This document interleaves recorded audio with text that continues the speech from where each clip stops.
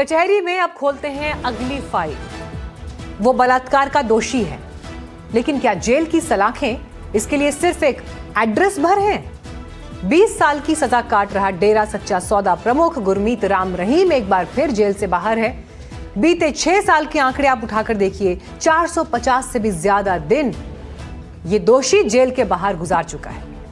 सवाल यह है कि आखिर कौन सा कानून है जो एक गुनहगार पर इतना मेहरबान रहता है? क्या जेल राम रहीम के लिए कोई रिजॉर्ट या टूरिस्ट प्लेस है? जब चुनाव पास आते हैं, व्यवस्था नतमस्तक हो जाती है।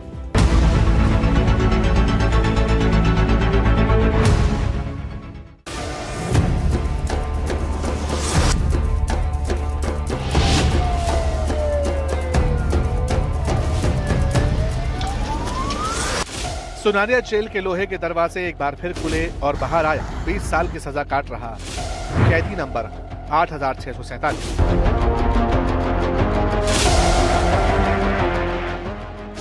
यानी गुरमीत राम रहीम।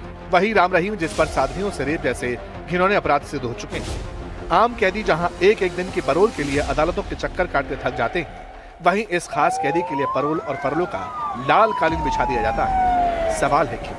आखिर राम रहीम पर सिस्टम इतनी मेहरबानी क्यों करता है? क्या दूसरे कैदियों को भी यही ट्रीटमेंट मिलता है? सवाल बनते भी हैं, उठे भी।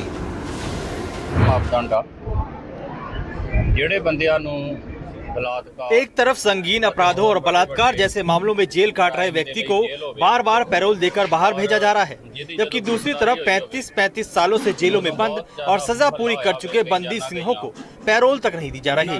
भाई जगतार सिंह हवाला की माताजी बेहद बीमार हैं। क्या एक बेटे को अपनी बीमार मां से मिलने का बुनियादी मानवाधिकार भी नहीं मिलेगा? ये सरेआम दोहरा मापदंड है। जेल कट रहे और जिन्हां ਦੀਆਂ ਸਜ਼ਾਵਾਂ पूरी हो चुकियां ਉਹਨਾਂ ਨੂੰ ਪੈਰੋਲ नहीं ਦਿੱਤੀ जा रही है। आखिर कानून क्या कहता है? नियम तो Haryana good conduct prisoners act के तहत बनाए गए हैं, जो कहते हैं कि एक कैदी को साल में तय समय के लिए पैरोल और फरलो मिल सकती है। लेकिन सवाल यह है कि कानून में दी गई इस गुंजाइश और रियायत का सबसे ज्यादा फायदा किसे मिल रहा है?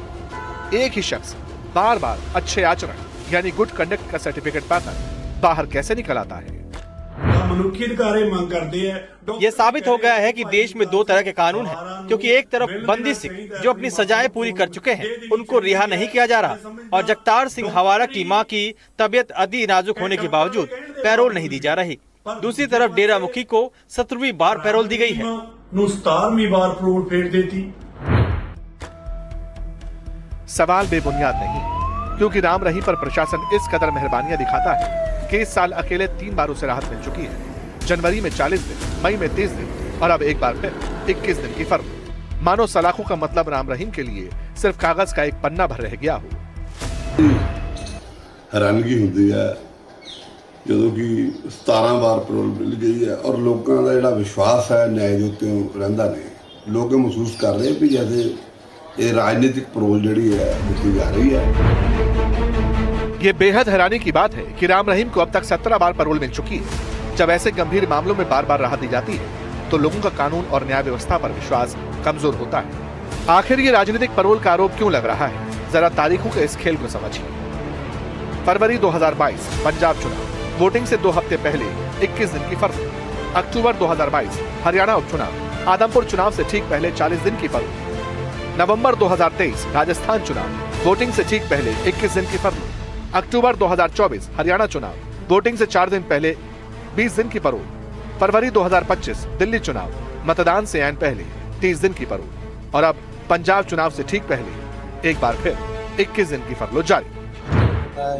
एक साल में एक सिस्टम है जो उसके हिसाब से ही जो है गाइडलाइन के हिसाब से ही पैरोल मिलती है। इसमें वो जो पैरोल लेने वाला अपनी दरखास्त देता है, कमिश्नर के पास जाती है, वो सारी बातें देखता है और जो उसकी अगर पेंडिंग है, उसके डेज पेंडिंग है साल में, उसको मिल जाती है। उसमें कोई खास औरों को भी मिलती है। ये मामला ज्यादा उछला हुआ है तो नहीं तो औरों को भी बहुत लोगों को पैरोल मिलती है। दरअसल सिरसा, फतेहाबाद, कुरुक्षेत्र, कैथल और हिसार समेत हरियाणा, पंजाब के कई जिलों में डेरा का अच्छा खासा प्रभाव है और विपक्ष इल्जाम लगाता है कि जब जब चुनाव पास आते हैं तो बलात्कार के दोषी राम रहीम के लिए व्यवस्था के दरवाजे अपने आप खुल जाते हैं। कोई पहली बार तो हुआ नहीं ये काम, होता आ रहा है। तो किसी को ये तो आदरणीय न्यायालय ने देखना है और कैसे मेरे को तो इस बात की कोई आपत्ति नहीं किसी को देना नहीं देना, क्योंकि मैं कॉन्स्टिट्यूशन में मेरे मन के भाव कुछ और हो सकते हैं, लेकिन कॉन्स्टिट्यूशन जो है देश के अंदर क्या चल रहा है वो आप सब जानते हैं। देश में क्या हो रहा है, हर जगह पर वोट राजनीति, हर चीज के लिए राजनीति। एक तरफ वो कैदी हैं जिनकी सजा पूरी होने के बाद भी रिहाई की फाइलें दफ्तरों की धूल भांति हैं, और दूसरी तरफ राम रहीम है जिसके लिए जेल सिर्फ एक पड़ाव बनकर रह गया है। हालांकि तमाम बहसों और विरोध के बावजूद एक कड़वा सच ये भी है कि राम रहीम शायद इस सिस्टम के लूपहोल्स का सबसे बड़ा फायदा उठाने वाला कैदी बन चुका है। सियासत को वोटों की फसल काटनी है और बाबा को रिहाई का परवाना चाहिए। इस पूरी नूरा कुश्ती में अगर कुछ एक्सपायर हुआ है तो वो है आम जनता का इस सिस्टम पर भरोसा।